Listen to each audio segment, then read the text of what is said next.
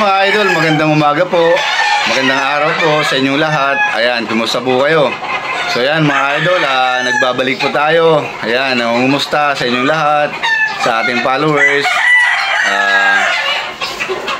mga followers natin dyan, mga idols na nasa ibang bansa. Ayan, sa mga nanonood sa atin. At syempre, yung mga dito rin sa Visayas, sa Mindanao, at syempre sa Luzon. Ayan mga idol, kumusta po kayo? At syempre, kumusta din po yung ating mga breeding mga idol. Ayan. So, andito po tayo ngayon para pasili po mga idol yung ating mga napalaki na mga F1, yung especially sa mga bulik. Ayan.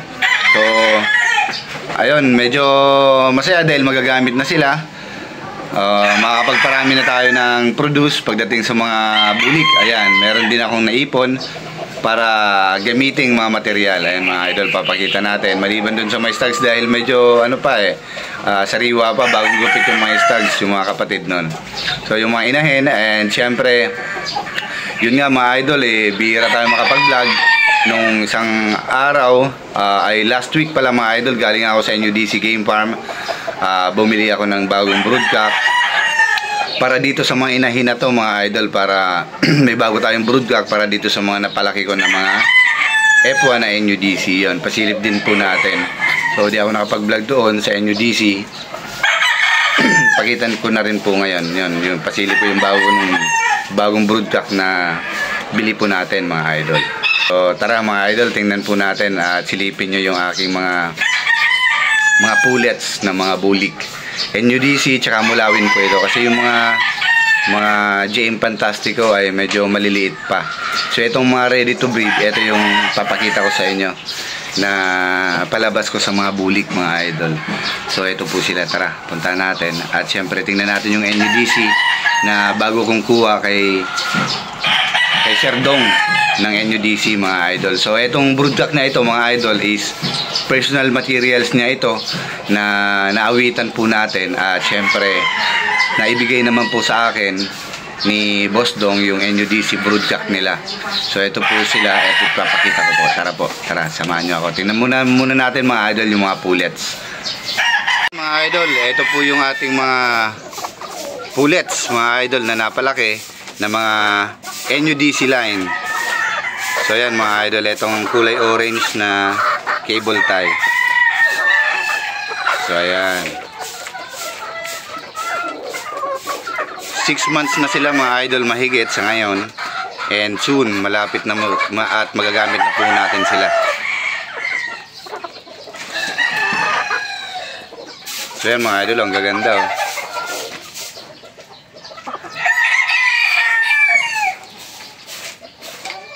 Ayan. So kaya po bumili ako ng panibagong broodcock ng NUDC. Ang purpose po talaga nun ay para po dito sa limang to mga idol. Ayan, para dito po sila. Gagamitin ko po yun para dito. So mamaya papakita ko din yung bagong broodcock na bagong acquired po natin sa NUDC Game Farm. Doon mismo sa breeding pen, breeding area ni NUDC mga idol, doon po natin siya nakuha sa Santo Terrobio.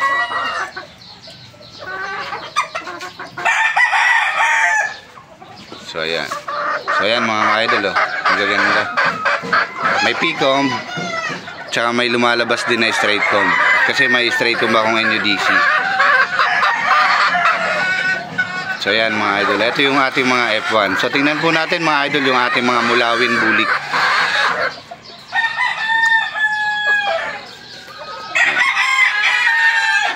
Ayan, mga idol, ito naman po yung ating mga mulawin. Ito yung ating mga Frank Berin line. Ayan o, gaganda. Ayan mga idol, halos Xerox copy mga idol ng kanilang mga nanay. Ito mga Frank Berin ko na ito, yung ating mga mulawin bulik. So ito po ay karagdagan nating material na magagamit para makapagparami na tayo mga idol ng ating mga produce ngayon. O yan o. So estimated ko kapag kasali ito, ang ating gagamiting bulik na mga inahin ay nasa 30 plus mga idol.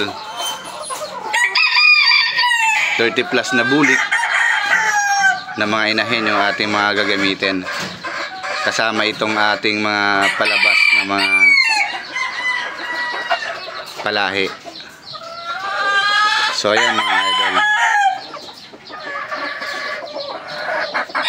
Mulawin Bulik. Ito po yung parents po nito ay galing kay Sir Frank Birin ng Mulawin Game Farm. Ayan, meron akong 6 na napalaki at ito po sila mga idol. The rest halos nakuha ng ating mga kaibigan. So meron tayong natira at ito naman po sila pang sarili.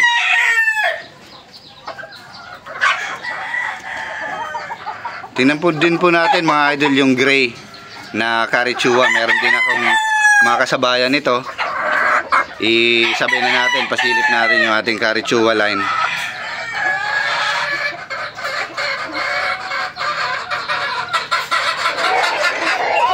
Paul Spark Gray. Ilagay mo yung lalaki. Yan mga idol, ito po ay palabas ko na rin ito mga idol. Itong mga gray na ito, palahi ko na po ito mga idol. Hindi po ito yung original. So yan mga idol, kung makikita nyo po or mapapansin, halos Xerox copy din ng ating mga materyales. Ayan o, gaganda. Ito po yung mga Paul Spark or PSG ni Sir Carichua ng Pilar Game Farm.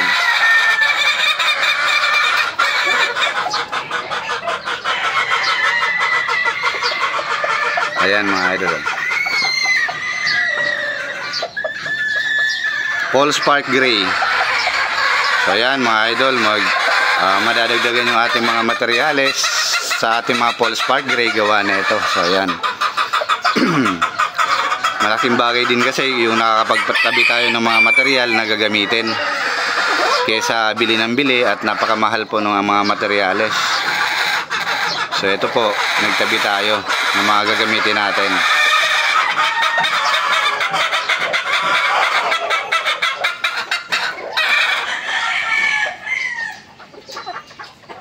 Ayan, Paul Spark Gray Carichua line.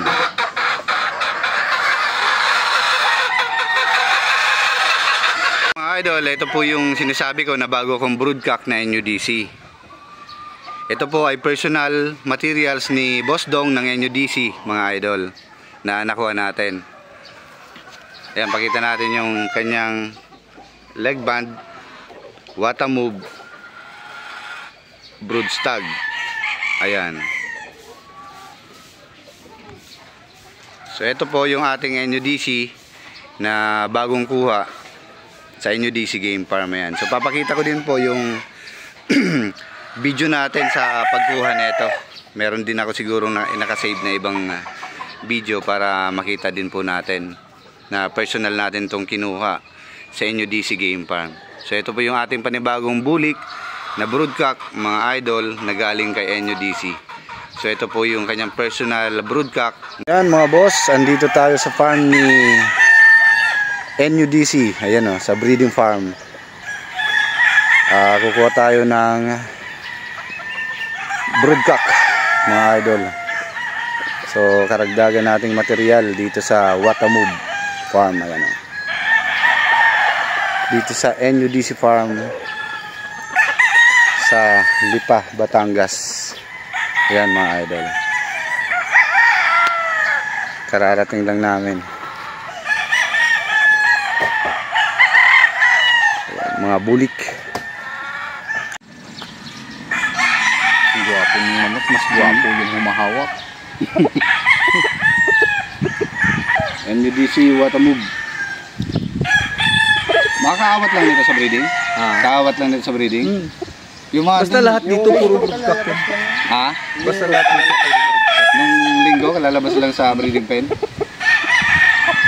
So ako na magpapatuloy. I-condition ko muna. Pagdating dun, boss, purgayin mo, paliguan ulit. Paliguan, injectionan sa video. Usually naman yun, yung mga system. Walang pati yung ano niya. Yung sukat niya, hindi masyado mataas. Ganun naman talaga manok namin. Kilala mo naman. Ayaw mag-manok ng cut masyado. Sabi niya, pangit mag-cut. So yan mga boss, kaawat lang sa breeding pen nung linggo. So tayo na magpapatuloy nito mag-breed. Isa sa personal material ni Sir Dong Chong. So yan mga idol, maraming salamat at syempre maraming salamat po sa lahat ng mga nanonood dyan, sa ating mga followers.